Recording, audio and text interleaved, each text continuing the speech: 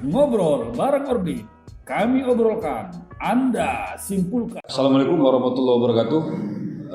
Selamat sore dan sejahtera bagi kita semua.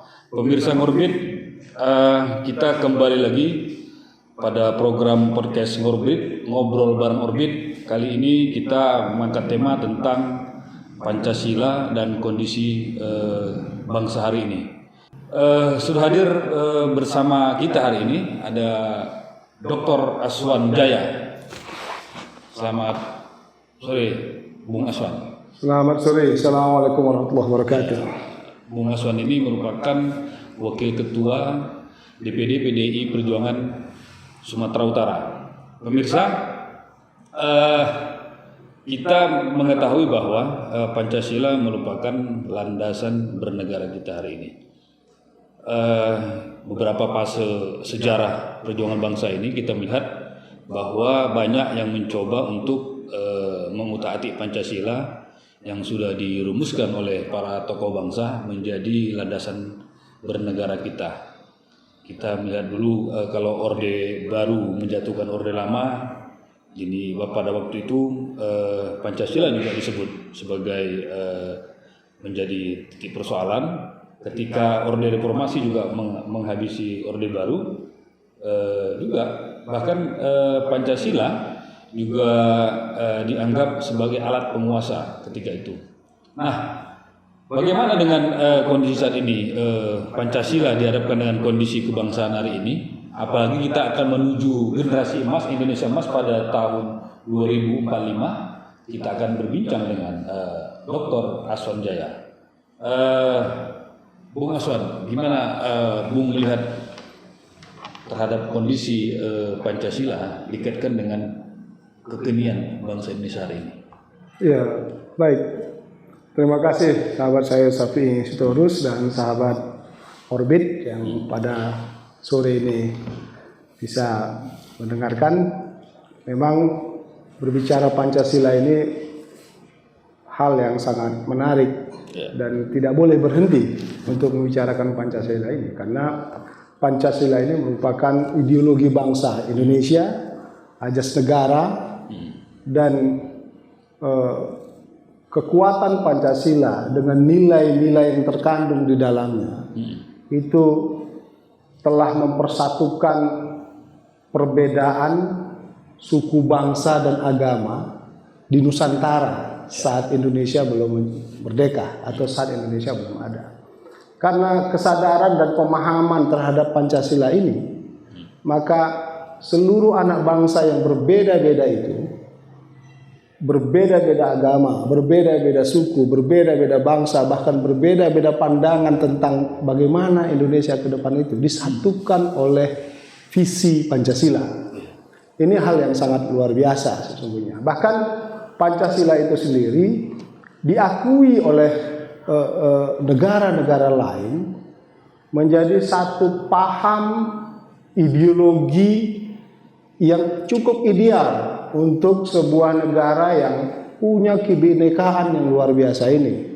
Karena Pancasila itu relatif sempurna untuk mewakili kepentingan berbagai bangsa, suku, dan agama di Indonesia ini. Karena 5 sila dalam Pancasila itu mewakili seluruh kepentingan itu. Sila pertama mewakili kepentingan agama. Sila kedua mewakili kepentingan kemanusiaan. Sila ketiga mewakili kepentingan perbedaan. Sila keempat mewakili kepentingan untuk saling memberikan ide dan pendapatnya.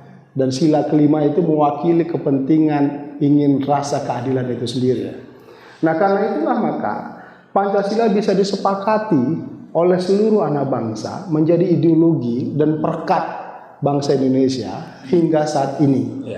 Walaupun sudah berkali-kali diuji, dicoba untuk diganti dengan ideologi lain, alhamdulillah bahwa Pancasila masih diterima oleh masyarakat Indonesia.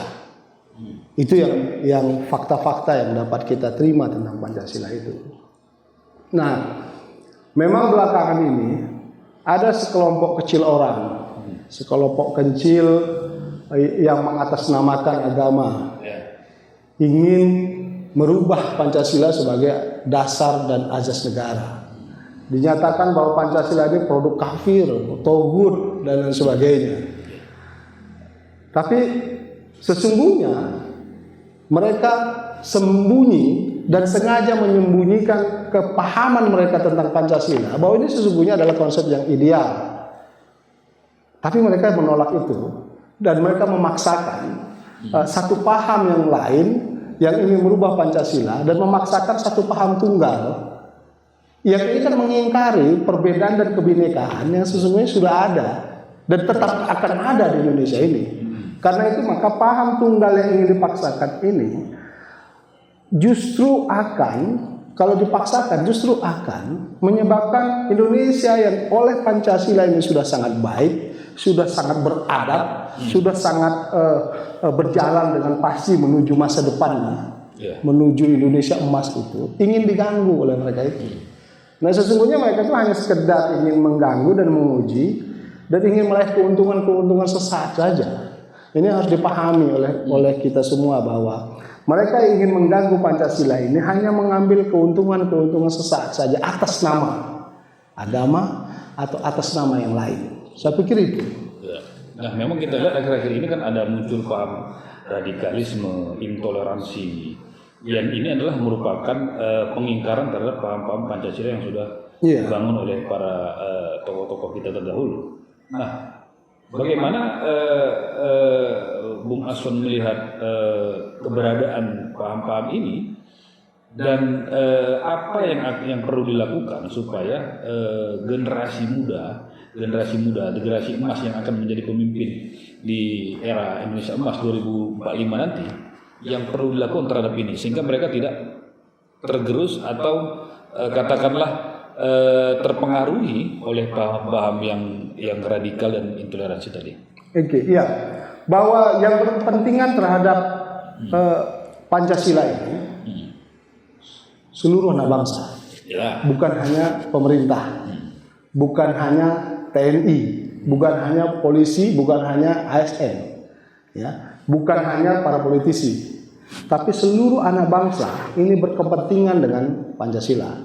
Oleh karena itu, maka Pancasila ini harus diajarkan dengan sungguh-sungguh, baik mulai dari SD, bahkan kalau bisa dari TK, SD, SMP, SMA, bahkan menjadi mata kuliah. Seperti yang pernah dulu dilakukan. Nah ini harus menjadi kurikulum wajib, mata pelajaran wajib kembali yang diajarkan baik di sekolah-sekolah umum maupun di sekolah-sekolah berbasis agama. Juga di masjid-masjid, di tempat-tempat ibadah lainnya. Bahwa ulama-ulama, pemuka-pemuka agama juga harus ikut di training tentang pemahaman Pancasila ini seperti apa. Tetapi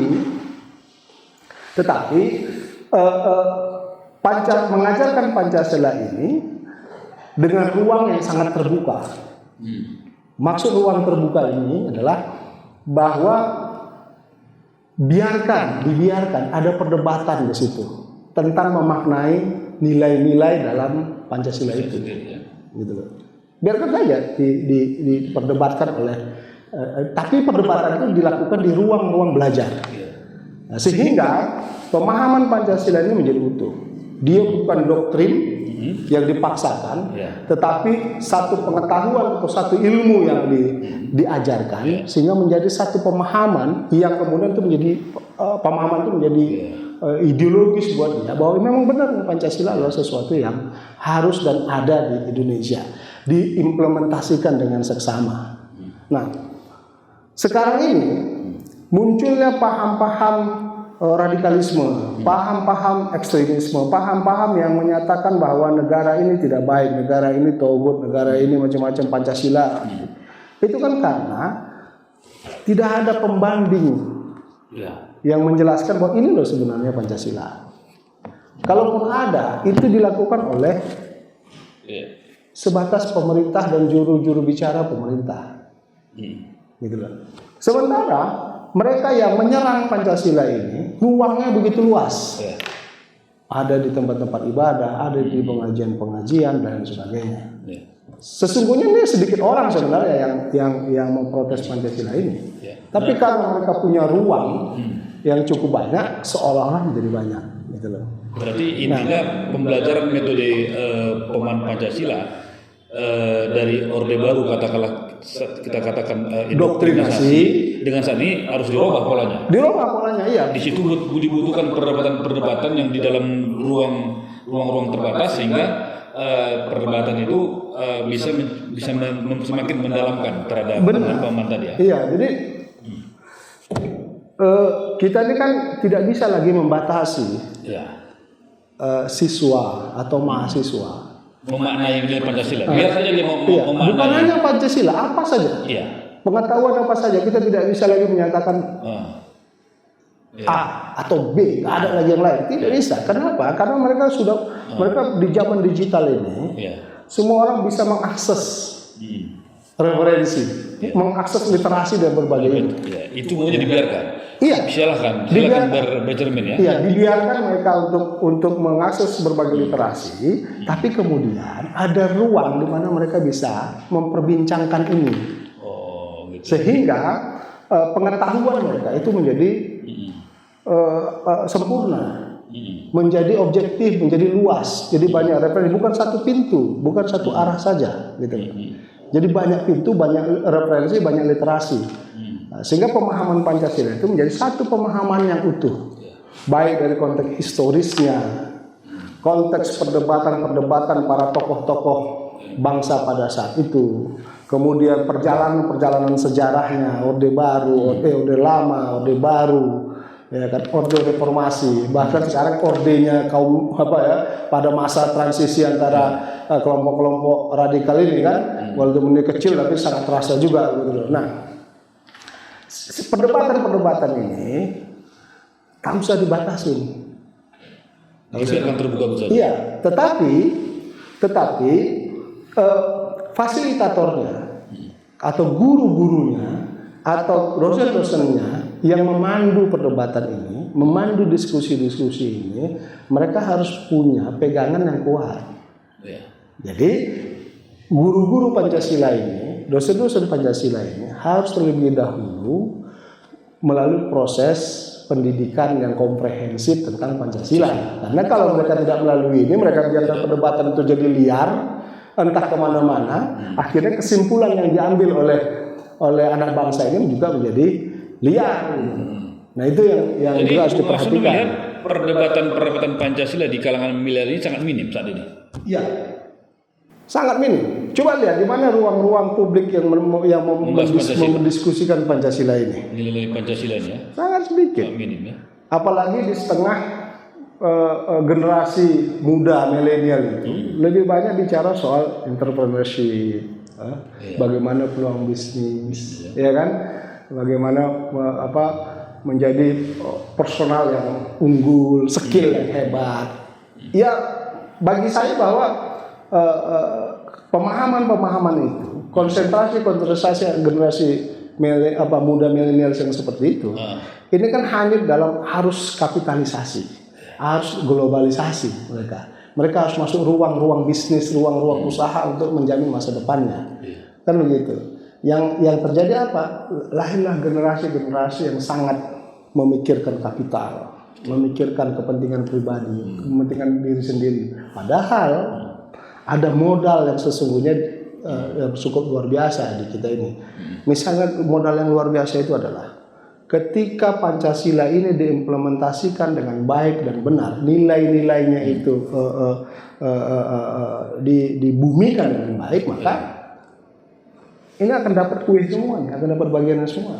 Nilai Pancasila itu tentu lebih jauh, lebih berharga daripada dengan entrepreneurship ke depan ya. Iya, karena gini.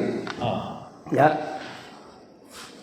5 sila itu mengandung 5 nilai yang sangat komprehensif. Pertama, sila pertama, ketuhanan yang Maha Esa. Ini mengandung nilai ketuhanan. Ya. Nilai ketuhanan itu apa saja? Kejujuran, ya, keadilan, kebersamaan, ya, menjunjung tinggi peradaban, amanah dan lain sebagainya. Bahwa ketika seseorang memiliki nilai-nilai ketuhanan dalam dirinya, maka pastilah ia menjadi orang baik. Kan begitu. Tuhan apa yang dimaksud? Terserah. Islam, Allah, Tauhid. Nasrani dengan pemahaman ketuhanannya. Katolik dengan pemahaman ketuhanannya. Buddha dengan pemahaman ketuhanannya. Hindu dengan pemahaman ketuhanannya. Bahkan animisme sekalipun yang menyembah pohon batu, silahkan dengan pemahaman ketuhanannya. Tapi saya meyakini bahwa pemahaman ketuhanan mereka itu semua yang berbeda-beda ini, itu muaranya sama. Kebaikan, kejujuran, keadilan, ya kan? Kepercayaan, dan seterusnya.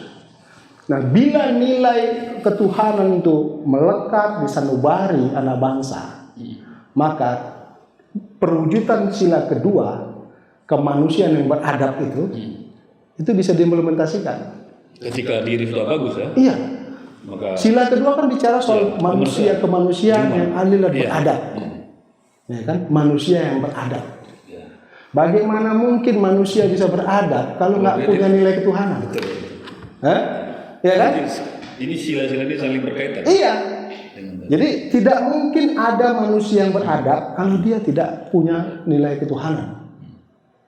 Sudah pasti manusia yang punya nilai ketuhanan dalam dirinya, maka dia pasti menjadi manusia yang beradab. Oke? Lalu manusia yang beradab ini itu cinta kebersamaan, cinta persatuan, tidak ingin pecah belah, tidak ingin ribut. Kenapa? Peradaban. Peradaban itu kan satu fase di mana manusia menyadari bahwa nilai-nilai kemanusiaan yang adil, santun, ramah, bersama, bergotong royong. Ini kan satu budaya yang luar biasa gitu loh. Enggak primitif gitu. Kalau primitif itu kan kelompok per kelompok, rebutan makanan, siapa kuat dia yang menang, hukum rimba, itu yang namanya primitif. Nah, oleh karena itu maka ketika nilai ketuhanan itu sudah tertanam dalam dirinya, maka dia akan menjadi manusia yang beradab. Itu sila kedua. Manusia yang beradab itu cenderung mencintai kebersamaan dan persatuan. Sila ketiga. Nah, kenapa persatuan itu membutuhkan orang yang beradab? Karena Indonesia adalah negara yang punya kebinekaan luar biasa. Sukunya banyak, bahasanya beragam, bangsa-bangsa yang ada juga luar biasa, agama-agama juga ini. Hanya manusia punya pola pikir adab yang bisa memahami makna persatuan itu, pentingnya persatuan itu. Udah. Sebentar, nanti kita cek lagi. Baik, pemirsa Ngorbit, menarik sekali kita mengkaji sila per sila. Ternyata menurut Bung Aswan ini sangat erat berkaitan, tapi kita rehat sejenak. Tetap di channel Medan Orbit, dan kita juga minta subscribe dari pemirsa supaya channel ini tetap bertahan terus. Ngobrol bareng Orbit, kami obrolkan, Anda simpulkan.